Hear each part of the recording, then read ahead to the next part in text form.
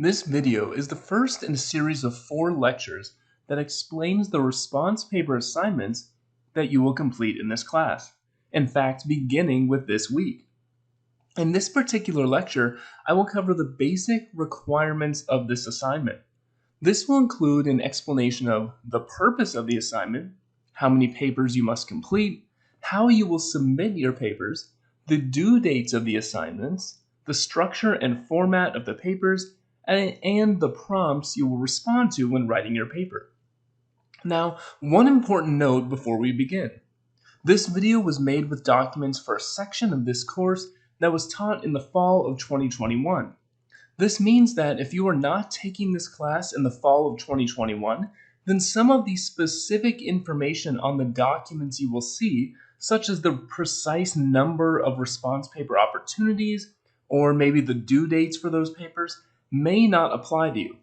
However, the correct information that applies to your specific section of the class can be found on the syllabus for your section of the course, as well as on the response paper guidelines document, which is posted to Moodle. The response paper guidelines document contains a briefer description of all the points I'm going to cover in this series of videos, and it also contains a list of all the prompts that you can write about for the response papers. So it is important that you know where to find this document. And here I am on the Moodle page for our course, and specifically I am in the course information and resources area. And you will see that if we scroll down, along with the syllabus as well as the study guides for the exams, you can see here the response paper guidelines document. And so if I click on this, the document comes up and there's a linkable table of contents so that if you have questions about any of the components of the assignment and you want to find something quickly or reference it very quickly, then you can open up this document and go to that portion of it. As I will explain shortly, you're required to complete 4 response papers over the course of the semester. Furthermore, this week in particular will culminate in you completing your first response paper assignment.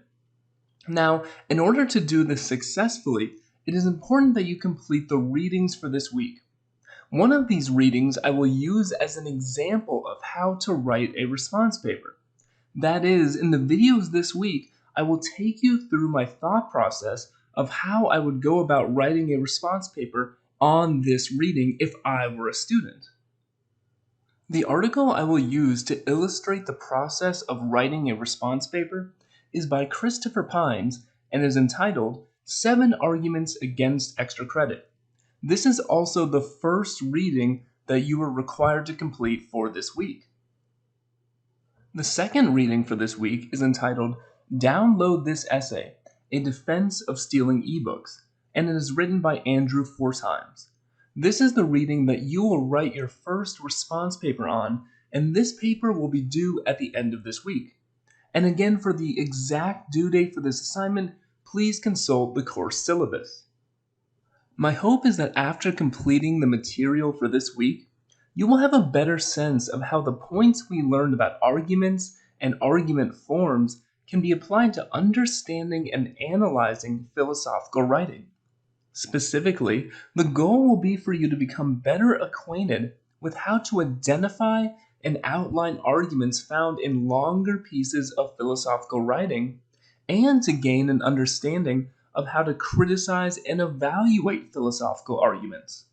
However, before we can focus on these vital philosophical skills, we first need to explain the basic requirements of the response paper assignments. And that will be my focus in this video.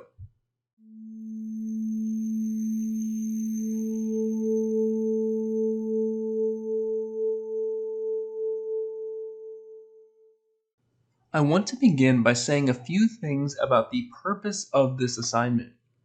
Stated simply, the purpose of the response paper assignment is to provide students with an opportunity to practice the skills needed to engage in close reading of a philosophical text, explain a philosophical argument, and criticize a philosophical argument. To that end, in these papers, you will first be required to provide an explanation of the reasoning or argument that the author makes in the reading, and then you will be required to criticize that reasoning or offer some reasons why the author's argument is faulty, invalid, or unsound.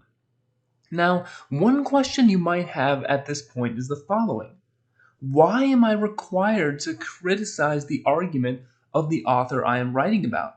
What if I think the author's reasoning is sound? What if I agree with the author's conclusion? These are all good questions and they deserve a substantial response. The first thing I would say is that the reason I require this is not that I require you to actually think that what the author is saying is incorrect. You may very well find the argument the author makes persuasive and believe it to be completely sound reasoning. Rather, the reason I require you to criticize the argument is not because I require you to actually think in a certain way or believe anything in particular. The reason is because engaging with an argument critically forces you to think more deeply about it. If a student writes a paper agreeing with an author, the temptation will always be to essentially reproduce the author's thoughts with perhaps some complimentary statements about just how correct the author's claims are. One can, of course, agree with an argument after reflecting upon it in a deep and serious way, but in many cases, the temptation will be to simply take the author's point of view at face value. And if the purpose of this assignment is to train you to be able to critically evaluate a philosophical argument, then this approach really would not be very useful. Now, there is a further point to make here as well. Beyond the fact that criticizing an argument is a useful academic exercise, it is also an important skill for your own development as a thinker.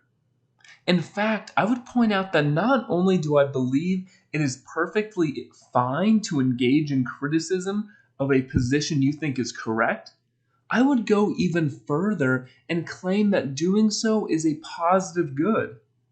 Doing so provides you with a great opportunity for self-development. But what exactly is this opportunity? To answer this question, consider the following famous quote that comes from a book entitled On Liberty, written by the 19th century philosopher John Stuart Mill. In that work, Mill remarked that he who knows only his own side of the case knows little of that. His reasons may be good and no one may have been able to refute them, but if he is equally unable to refute the reasons on the opposite side, if he does not so much as know what they are, he has no ground for preferring either opinion. Mill made this comment in the context of defending the right to freedom of speech. His point was that it is important to live in a society that permits freedom of expression because it is important that we hear the opinions of those who disagree with us. Notably, the point Mill was making here is not that freedom of speech is good because it can result in us being shown that our beliefs are incorrect when we encounter the opinions and arguments of our ideological opponents. Although this is part of Mill's case for freedom of speech, because Mill sees freedom of speech as essential for finding the truth. But in this particular passage, Mill is actually making a different point. Mill points out that even when we remain steadfast in what we believed before, that we still benefit from hearing arguments on the opposing side. In part, this is because if we have never encountered arguments against what we believe, then we have no real justification for asserting that what we believe is true. Yet there is a more fundamental point here as well. Mill holds that we cannot even truly understand our own beliefs if we have never come into contact with those who would criticize what we think is true. When we face criticism of our own beliefs, we are forced to think more deeply about them, to respond to the weak points in the arguments that we previously found so convincing, and to look at the world from a different perspective. Again, at times the result of this could be that we find our present belief to be lacking. But even if through such an encounter we remain convinced that our original and initial belief is true, that does not mean that everything is the same as it was before. By being forced to consider our worldview through a more critical eye, we come to better understand the foundation that worldview is built upon. We may now be able to spell out more clearly the reasons that support what we believe, precisely because we were forced to do so in an encounter with those who think differently. As such, confronting criticism can lead to an elevated and superior self-understanding. This is why, in Mill's view, those who believe something to be true without ever so much as considering the reasons that others may have for thinking differently not only fail to understand the perspective of others, but hardly even understand the rational basis for their own way of looking at the world. In addition to providing an excellent opportunity for self-understanding, the practice of taking a critical eye towards one's own beliefs can help us develop a healthy sense of intellectual humility that helps us better understand the perspective of other people. Think of any controversial, philosophical, religious, political, or moral issue. The kind of issue that quickly divides people into opposing sides and causes heated and seemingly intractable disagreement. The kind of issue that, when brought up for discussion, can quickly suck all the fun out of an otherwise pleasant dinner party or family gathering. In these cases, it is particularly easy to assume that those who disagree with us are either evil or they are stupid. Either they do not see the clear and obvious reasons for what I know to be true, in which case they are stupid, or they simply do not care about what is true and good, in which case they are evil. Now, this is obviously a very harmful and toxic way to look at our peers, but unfortunately, it is also all too common. Now, what is the remedy for this? Is there a remedy for this? Well, I think there is a remedy for this situation, but it requires self-discipline, curiosity, and a fair amount of humility.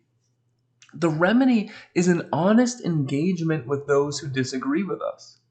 If we approach those who disagree with us in good faith, with the willingness to honestly listen to what they have to say, then it will be very difficult to castigate our opponents as either stupid or evil. Now, we might still believe that our opponents hold some false beliefs and are ultimately incorrect, but we will better understand their thought process. And if we see that they have legitimate reasons that lead them to sincerely disagree with our position, then it will be very difficult for us to think that they are either stupid or evil. They simply see the world differently than we do, and they have their reasons for doing so. When done well, such honest intellectual encounters can provide the basis for more harmonious relationships among those who disagree on questions of fundamental human importance. Now, to come full circle, we have seen that the response paper assignment may require you to engage in some degree of self-criticism, or at least of criticizing beliefs that you actually think are correct. I hope that you will view such instances as opportunities to deepen your understanding of your own worldview and gain a greater amount of sympathy and understanding for those who see the world differently than you do.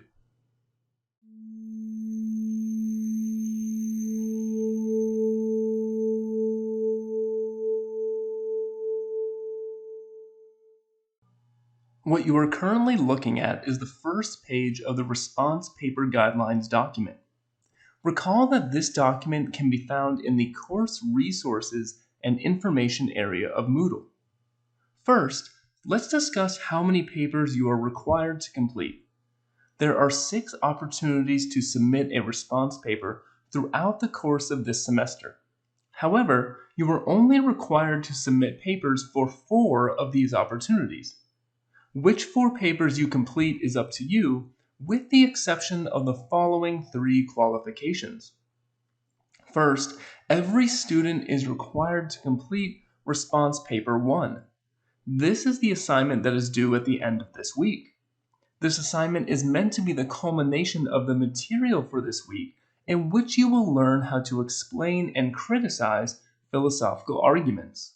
Second, after you have completed response paper 1, you must complete at least one of the following two papers: response paper 2 and/or response paper 3.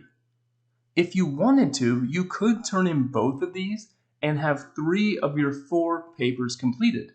However, the bare requirement is just that you complete at least one of these 2 papers.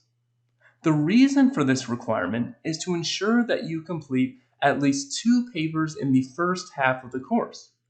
A primary objective of this assignment is to allow you to improve your work on the papers as the semester progresses, and that simply will not be possible if you wait until the very end of the semester to turn in any response papers.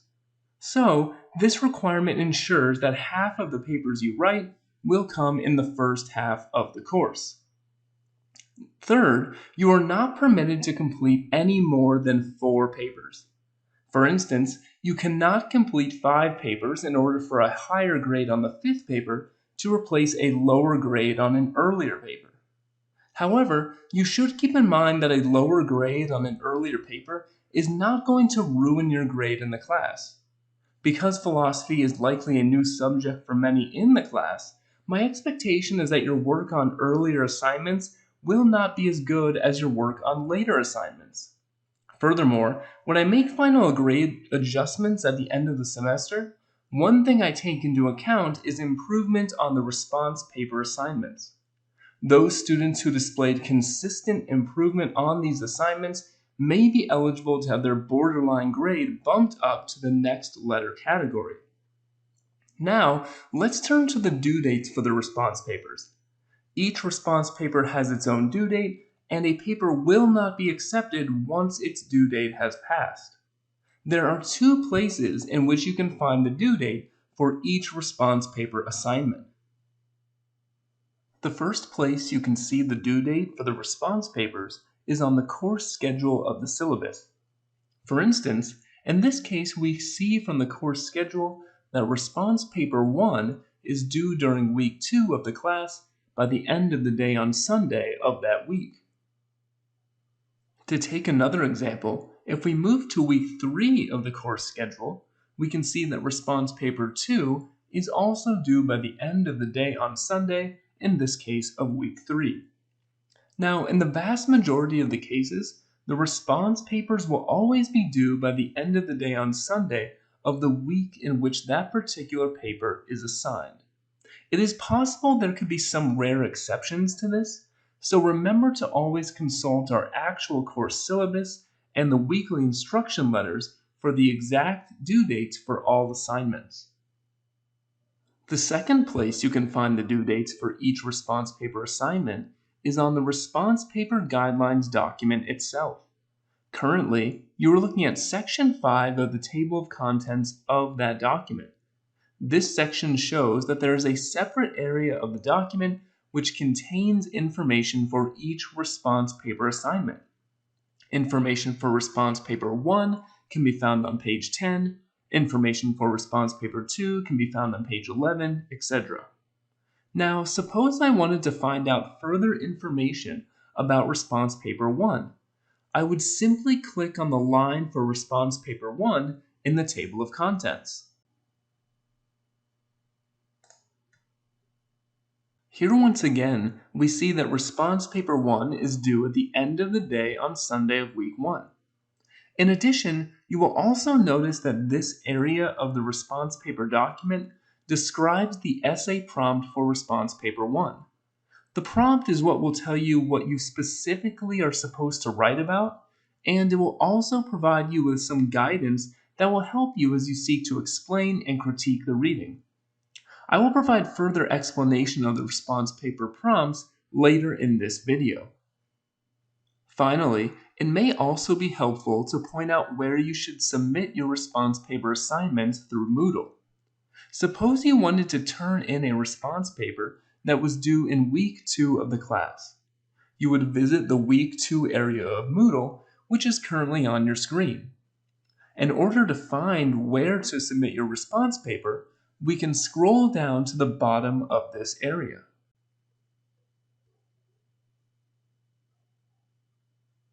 At the bottom of week 2, you can see the submission area for response paper 1. In order to submit response paper 1, you would click on the link for this assignment and then upload your document. In addition, you will also notice that this submission area for the response paper has all the information about the response papers that is also included on the document for response papers itself. Specifically, here you will also find the due date for this particular assignment, as well as a description of the prompt or prompts that you are able to write about.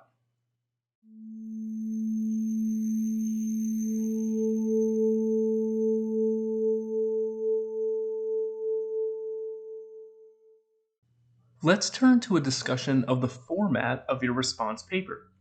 For this assignment, your paper must be at least 600 words. This does not include the title, section headings, bibliography, your name, etc. That means 600 words of actual written text. Also, notice that 600 words is merely the minimum requirement. You are welcome to go over 600 words. And while your grade could be penalized if your paper contained a lot of extraneous material that was not relevant to the topic at hand, I will not penalize you merely for exceeding any upper limit of words. The 600 word requirement is merely a floor, it is not a ceiling. Now, within that 600 word requirement, there are some further length requirements we should also mention. And in order to explain this, I need to say something about how your paper has to be organized. Your paper needs to be divided into 3 sections, and those sections need to be labeled as you see on the screen. First, there's the explanation section. Second, the analysis section. And third, a bibliography section. The first 2 sections, the explanation section and the analysis section, each have their own individual word requirement. Each of those sections must be at least 200 words. The reason for this is to ensure some semblance of balance in your paper. As we will discuss in a later video, the purpose of your explanation section is to explain the argument you are writing about, and the purpose of the analysis section is to provide a criticism of that argument. Both of these are important aspects of the paper.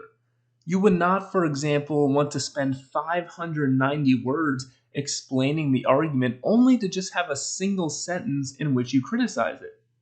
So, each of these 2 individual sections must be at least 200 words, but again, these are just minimums. You are welcome to go past 200 words, and in fact, you would actually have to go more than 200 words in at least one of these sections in order to meet the overall word requirement of 600 words for the entire paper. To make clear what the format of the paper should look like, what I have here is an example of what I would do if I were to write a response paper. And in this case, we're going to imagine that I was writing a response paper about this week's reading from Christopher Pines entitled 7 Arguments Against Extra Credit. Now, if I were writing such a paper, the first thing I would do is provide the basic structure of the paper. That means immediately placing section headings for the explanation section, analysis section, and the bibliography section. Having these section headings in your paper is part of the basic requirements of this assignment, which you will be graded on. And the reason I emphasize this is because having these section headings both will help you organize your paper more effectively, as well as help me when I grade, so I know precisely where to find your explanation of the argument and your criticism of the argument. As you can also see, I have included my name and a title for the paper. I have chosen to title this paper, Don't Hold Me Back, A Defense of Extra Credit. This title indicates to the reader that I will be criticizing the argument that Pines makes in his article, and you will recall that the purpose of the paper, you are required to criticize the argument that you are writing about. So, when beginning to write your response paper, I would recommend that you begin by writing these exact section headings that you will then later fill in with the content that you wish to convey to the reader.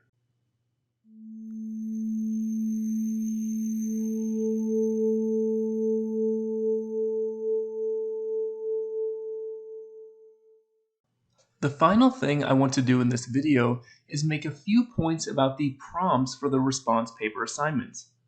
So I've hinted at a few times now how when you are writing your response paper, you're not just writing in an abstract or general way, but you are writing about a particular reading, and furthermore, you're going to be responding to a particular prompt that I've provided for that reading. So the first thing to show you here is where can you find the prompts that you will respond to for the response papers. And you'll notice here I have the response paper guidelines document. And again, if we scroll down to section 5, there is a description of each response paper assignment, in this case, response papers 1 through 8. And for purposes of illustration, I'm going to start with response paper 3. Now the reason I choose this for a first illustration is because, as you can see here in this description of response paper 3, there are two different prompts. There is essay prompt 1, and if we scroll down, there's also essay prompt 2.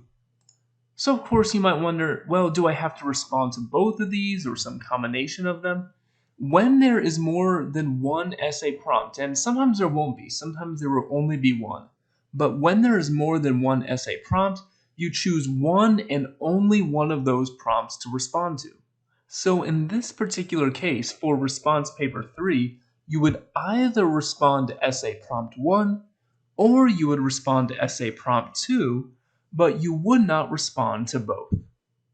What I would also like to do is walk you through a response paper prompt to show you how you can use it most effectively to write a good response paper and to make sure you understand all components of it. And in this case, I want to use the example of response paper 1, which is also the paper that you will be writing that is due at the end of this week. So here you can see that there is only one essay prompt, so there is no choice in this particular instance. You have to write on essay prompt 1. And in this case, this prompt refers to the reading by Andrew Forsheim's Download This Essay. So I'm going to read through this prompt and make a few comments about what you see here. So essay prompt 1 says the following. In Download This Essay, Andrew Forsheim argues that it is not morally wrong to steal books online. He explains the conclusion of his argument at the end of his essay. Let's conclude then explicitly with what I take to be the most interesting upshot of this argument. There's a kind of willful taking of another's property, stealing books online, that is not morally wrong. And if it is morally wrong, then operating or using a library is also morally wrong. So the first thing the prompt does is it indicates to you, in this case, the conclusion that the author is arguing for. And so, as I've stated previously, this means that in your explanation section, your primary goal is going to be explaining to the reader what is the reasoning or what is the argument that the author uses to establish this conclusion. And in the next sentence of the prompt, you see that I indicate that this is the case. In your explanation section, explain the argument that Forsheim makes for this conclusion. And then I provide you some questions to consider when explaining Forsheim's argument. For instance, how does Forsheim characterize what public libraries do? What are the reasons he identifies in favor of public libraries? What relationship does Forsheim believe that libraries have to copyrights that protect intellectual property? What reasons does he give for why the use of a public library is similar to stealing books online? So I want to make a point about what the purpose of these questions is. The attitude or the approach you should take is not necessarily that you have to address each of these questions, or even if you do address all these questions, that you have to address them in the same level of detail. The reason I pose these questions to you in the prompt is simply to help you think about the issue and to give you some guidance. I'm pointing out to you, here are some very important points or primary points made in the argument or made in the article that you should be thinking about.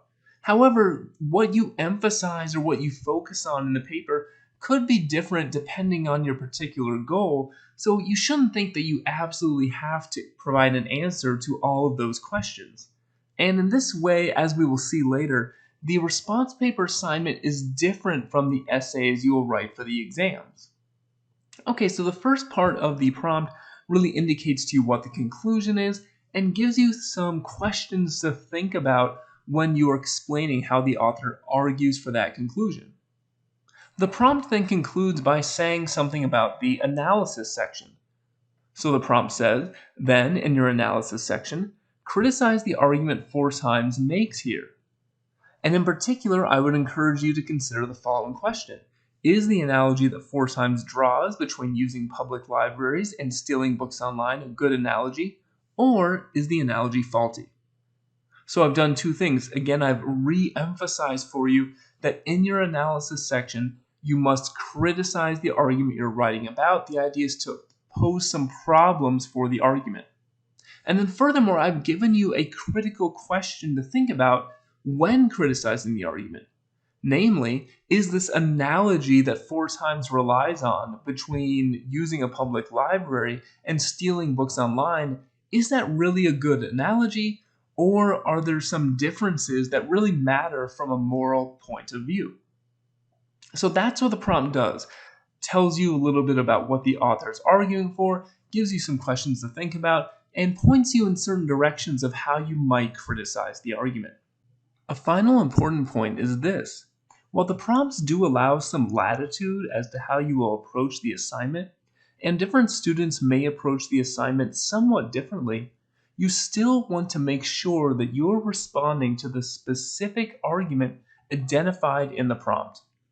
While in this particular case, Forsheims' essay is not all that long, in many other cases, the readings we do in this class could be lengthier and contain many different arguments.